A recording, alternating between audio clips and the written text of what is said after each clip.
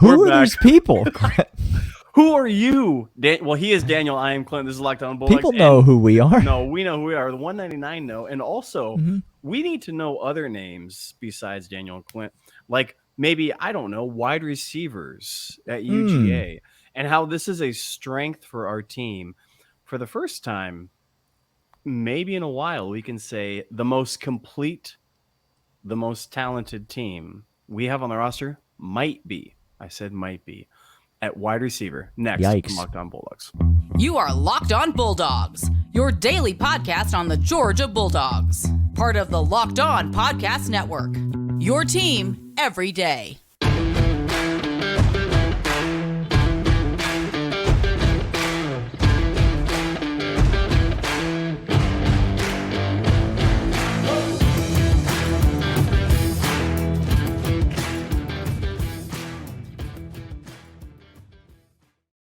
What is up, everybody? I am Daniel. He is Clint, and we are the Locked On Bulldogs podcast. Thanks so much for joining us. Thanks so much for being here.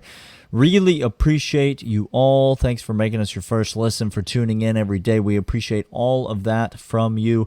Audio, YouTube, subscribe, leave us a rating and review, leave us a thumbs up, drop a comment. All those things help the show. Tell a friend about the show if you want. We used to tell people to do that. We don't tell people to do that anymore. You could still do it. You could still tell a friend about the show. Just because more people listen to the show now doesn't mean that your friend doesn't want to know. You know what I'm trying to say, Clint? We at one point were begging people to sign up with fake email accounts, Daniel. Yeah, listen, we don't need to go back and rehash everything that's been said or done on this podcast, okay?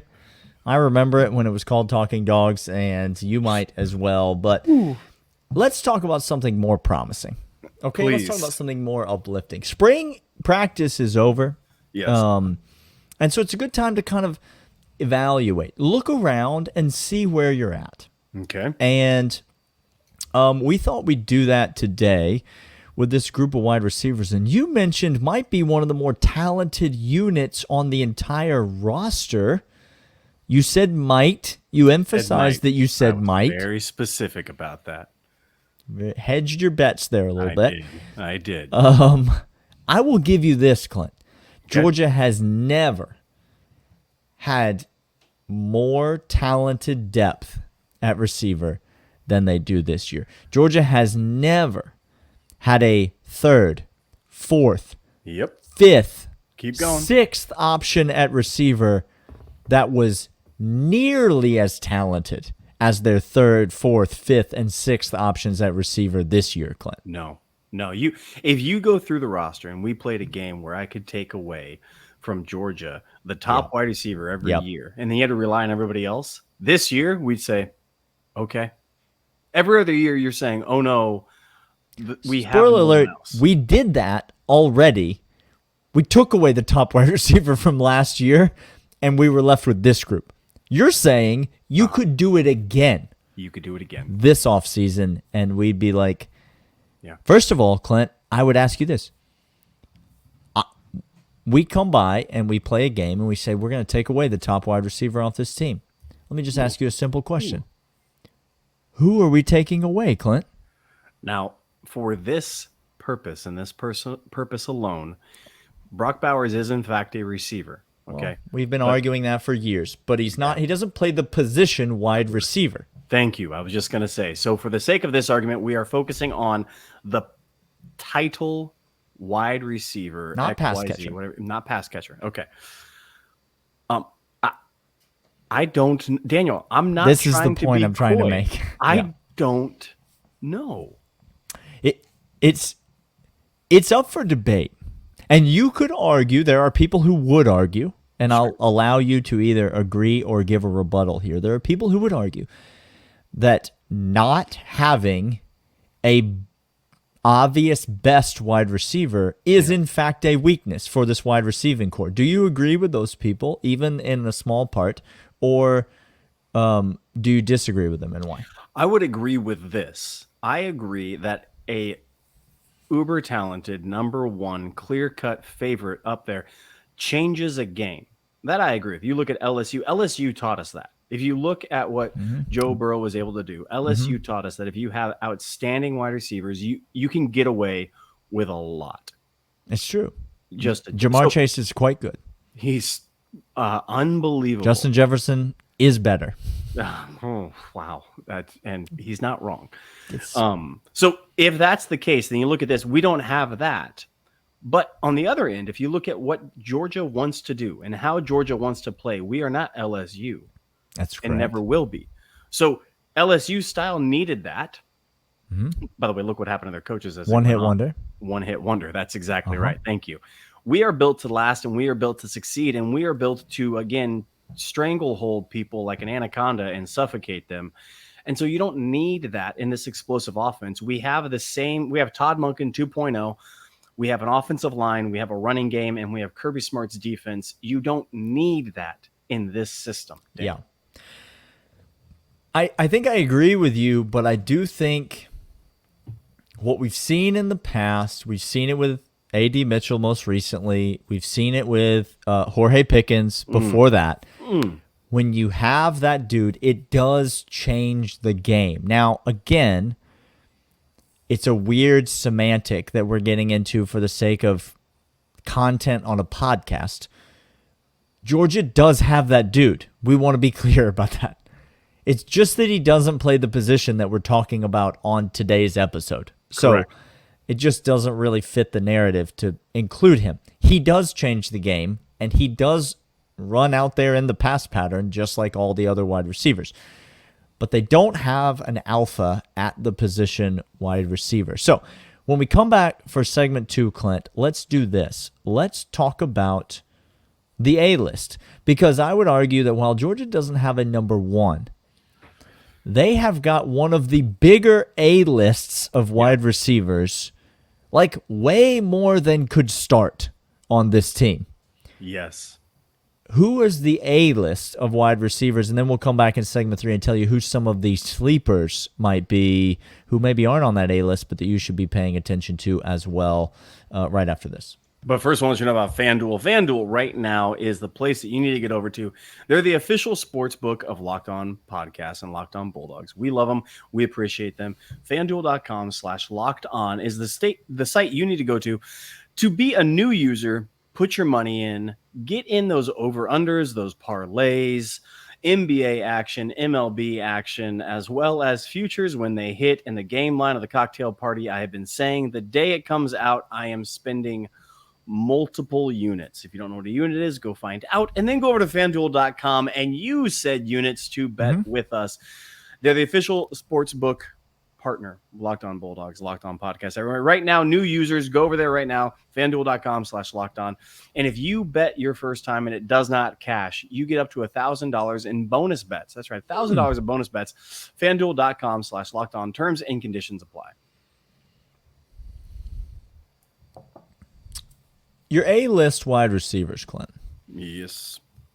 These are the wide receivers that should not need much of an introduction if you're a Georgia fan, although a couple are new faces. Maybe you need to, because they did come in through the maybe a couple new faces. Yep. Through the vapid hole. I said place. I did not. But who are the wide receivers that are going to anchor this? This is really what we mean by A-list. That's a good definition, Daniel. These are the anchors. Starts with an A even. These are the anchors of the receiving core. I don't exactly know how many there are. Let's see if we can agree on who belongs on this list. Okay. So A-list is the most trustworthy stalwarts that the wide receiver, the go-to guys, when you need a catch. These are the guys that when you talk about wide receiver at Georgia this year, more often than not, you're going to be talking about these guys. That's the criteria. All right, I got you. I think Marcus Roseme falls into that category safely. He is proven himself not to be incredibly flashy, but is very dependable and talented. I'm going to put both transfers into this category as well, Clint. Are you? I have no problem with that, Dan. Dominic Lovett and Ron Thomas, I think, are both going to find themselves as pivotal members of this receiving core this year. I'm going to put Lad McConkey, obviously, in this list. There we go. He has to be there. And I'm going to put Dylan Bell in this list. I think Dylan Bell has established himself in that criteria of wide receiver.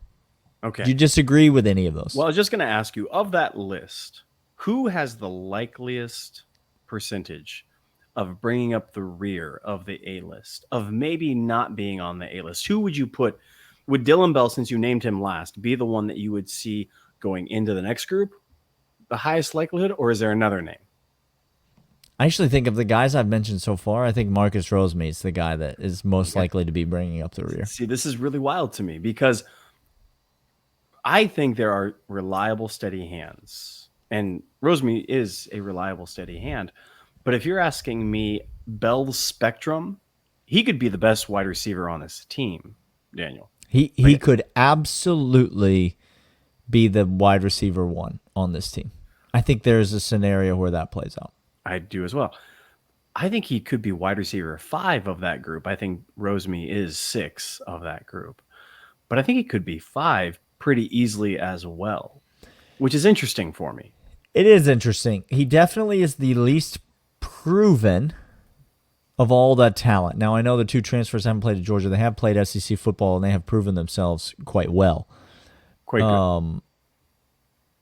He's definitely the least proven of that group. Lad McConkey obviously is the most proven. I think he's the closest thing to a sure thing, and I think he's the closest thing to a high floor can't miss guy on this list. Yes, I was just going to say, if we were talking A-listers as reliable, then yes, Lad McConkey is the first name out of the gate because he has that high floor, Daniel. And the other 2 transfers have proven themselves. I actually have no problem with those. Those 3 right there. If you were to tell me the floor, give me those 3 all day long. If you're asking me for ceiling, give me Dylan Bell, and I don't take another name. I'm actually fine with just him in that category. It's a fascinating. So now, I think are there any names that we haven't said that you think should be on this list? Now, we're going to get to third segment. We're going to get to sleepers. We're going to get to guys that we think you need to keep an eye on and all of that. But I'm talking about legit A-listers. Are there any names that we haven't said that you think should be on this list? No, there's not, Daniel. And the transition, if you will, the setup for third segment comes with the name that many are screaming into their headphones right now. Yeah, Why I mean, you're all talked about. You're very. The reason is because he hasn't done it yet. He hasn't done anything yet. He hasn't shown us the thing that you have saw. Aryan Smith may have an average yards per reception of 31 yards per reception. Okay, that's quite well. But when you only catch 4 balls in a given year, not as great. It's not as great. So yes, many are going to say he has the talk about ceiling. Talk about taking the top off a defense. Yeah. But he hasn't done it yet. That's why he doesn't. That's why he's not in that list. And I think we've actually even seen more from Dylan Bell in his career at Georgia. Yes. Than we've seen from Aryan Smith. That's a crazy thing to say, but I think that it's actually true. All right, we're coming back next segment. We're talking about guys not to sleep on, and we're going to give you our actual Aryan Smith take. Actual Aryan Smith take. The actual Aryan Smith take is that he's going to lead this team in receiving this year. I'm legitimately serious about that. Okay. I think he's going to have a monster year. Bonfire.com/store/the199. And Daniel has come out for the 199 that Aryan Smith is going to lead the team in yards. Yes. Okay. I don't think there's going to be a receiver that's wild. That's going to have a massive yardage year at Georgia. No. Because I think the ball's going to get spread around quite a bit. But I think we're going to see a lot of Aryan Smith this year. Like, a lot of Aryan Smith this year. That's wild, Daniel. And I saw some things at G-Day that were very different than what I've seen from Aryan Smith in the past. Very different. Even just conceptually, the way he was being used was very different than anything I've seen in the past, and it made me quite excited. I'm very high on Aryan Smith this year. See, again, if you give me some juice on that, if you gave me some odds on leads this team in reception, that's the ticket I'm going to go with because of value alone. Because I can get that for pretty good odds, and it has a good chance of hitting just if he catches 25 balls. And they're all 25 yarders. Yep. He's got some yardage in him. So I'm not saying what you're discussing as wrong. There's safer bets. And you wouldn't disagree with that, but to your point, No.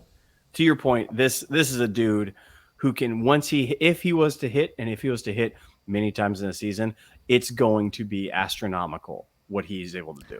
Let's say Aryan Smith is healthy all year. Okay? It's a massive if. He's never done it, and that's obviously my statement about him leading the team in receiving is contingent on him being healthy all year. I mean, that kind of goes without saying at this point in the year when you predict that somebody's going to do anything. It does. Let's say that Aryan Smith is healthy all year. Okay. You start naming wide receivers on this team that you are confident, like bet your house confident, will get more snaps than him this year. Okay. Ladd McConkey. Yep, that's number one. He will lead the team in snaps by wide receivers. If he's healthy. If he's healthy all year, he might be number 2 in snaps. I don't know if he'll be number 2 in snaps. But what I do know is that there's no one else that I'm like, yeah, I'm 100% confident because that even this the transfer guy's gonna rah or love it. When they come in, who knows if they're gonna get the whole playbook and understand it and be trusted in those situations, so on and so forth. Yeah, and who knows if they're more talented than Aryan Smith if he's healthy. That's interesting. I'm just saying that's interesting. All right. 2 names, I think. Well, there's really 3 names. We're going sleeper now. We're going sleeper now. There are 3 because Aryan Smith doesn't fit into the sleeper category. No, he does not. Give us the 3 names. Okay. Name number 1. Jackson Meeks. Jackson Meeks. Hello. Boy, did he have a time. Oh, my goodness. Young sir. Jackson Meeks been around for a minute. He's caught some balls. He's shown some flashes. Can he take it to the next level? Boy, I hope so. Yeah, we'll see. Name number 2. Are you thinking Morissette? I'm thinking it has to be Morissette's name. Has to be Morissette. Mm-hmm. This is a bigger kid. He's not an Aryan Smith type. He's more in the mode of Meeks. Over 6 foot, over 200 pounds. Been here for a little bit as well. A couple of years in the program. Knows the system. Kind of thought to be that he was going to be the guy. Sort of established himself last year. Ended up being Dylan Bell. Kind of snuck in there and took that playing time that I think a lot of us thought Morissette was going to get. Denial Morissette was going to get last year. That's right. And then the last name, we're not talking Muse, by the way, because who knows exactly what's going to happen with him. If he gets on Scully, what's the depth chart? He had an incredible day at G-Day, returning punts. Great story, and I hope he does something, truly and honestly. But talk about the lowest floor. That's him. Okay, so. The most unknown. Okay. So this is down between 2 other people for me, Daniel. Mm-hmm. And it's got to be CJ Smith in my mind. Okay. CJ Smith's your sleeper. That's my sleeper of this. Get in the rotation, because if Aryan is not healthy, you have an Aryan 2.0 in CJ Smith. And if Aryan was the guy that, if he's healthy, going to get a lot of snaps, then it begs to reason that the guy who's just like him essentially would be stepping up in that role. So that's CJ Smith for me. And again, there's a lot of these freshmen, wideouts. Obviously, we don't know a ton about. Could be that we see one of these guys. I just don't see any of the freshmen, to be honest with you. I just don't see any of the freshmen really contributing on this team. There's a lot of depth of upperclassmen. And not just upperclassmen depth. Georgia's always had a ton of upperclassmen depth at receiver. But there's a lot of really good players. Very good at players. Receiver, yes, sir. This year. Of those guys, who's the most likely to be a significant contributor to the Georgia offense this year? You know what? In total honesty, to me, I really like Meeks and the cut of his jib, Daniel. I've always liked it. I've never understood why he couldn't get I was just there. going to ask, could you opine what is limiting him? What's holding him back? He's one of those kids that you see him and physically, gosh, it all just seems to be there. He's there. And you see him have opportunities and catch balls, and you're like, oh, okay. The talent's there. The route running's there. The hands seem to be there. The body certainly is there. What is it that's holding this kid back? Has it just been a matter of talent in front of him? Has it just been a matter of not being able to crack into the rotation? I do think there's something. And you can make of it what you will. Okay. And you never know which type of kid it is. There are two types of kids that don't transfer. Mm-hmm. One is the kid that doesn't care if he plays or doesn't play. He's just happy to be at Georgia. He just likes Georgia. Athens is the best town in the world, and he likes being there. Listen, same. I get it. No judgment on any of those kids. That's the first type of kid that doesn't transfer. The second type of kid that doesn't transfer, even though from the outside you look in and you go, what are you doing? You've not played. You've not cracked the rotation. You're not getting any playing time. The second type of kid that doesn't transfer knows something you don't know. He knows that there is something on the way. He knows that the work that he's putting in is paying off and that playing time and opportunity is coming. You don't know if that's who Jackson Meeks is, but I will say this. Jackson Meeks should have transferred. Yeah. But he hasn't. Something's up. So either he just got a nice girlfriend and likes being in Athens and everything's good. Daniel, sometimes you got a girl on the soccer team and you got to go to her hometown and you got to say goodbye to what you knew before, even though you were part of a championship club, to go be with that girl. So maybe that's the same here. Seems like you're citing a more specific incident than just any of us were aloud. prepared to talk about. Just thinking aloud. Okay. I don't see what's stopping this kid from cracking into the rotation and getting meaningful snaps. We'll see. Who knows? This has been Locked On Bulldogs, part of Locked On Podcast Network. Your team every day. Come back tomorrow, and we're going to talk about the same exact thing, just with a different position group. See you then. See ya.